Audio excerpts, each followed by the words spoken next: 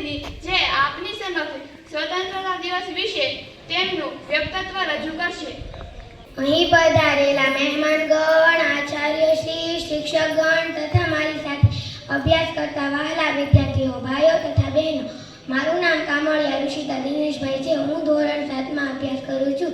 હું 15મી ઓગસ્ટ વિશે 2 શબ્દ બોલવા માંગુ છું. મને આશા છે કે આપ સૌ ધ્યાનથી સાંભળશો.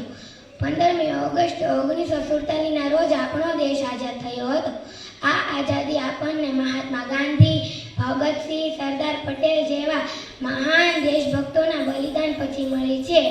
15મી ઓગસ્ટ એટલે ગણતંત્ર દિવસ એ માત્ર એક તહેવાર નથી, પણ આપણા દેશ માટે જીવ આપનારા શહીદોને યાદ કરવાનો અને આપણી માતૃભૂમિ પ્રત્યે પ્રેમ વ્યક્ત કરવાનો મહાન દિવસ છે. ચાલો આપણે સૌ સાથે મળીને આપણા ભારત દેશને વધુ મહાન બનાવીએ. અસ્તુ. જય હિન્દ, જય ભારત.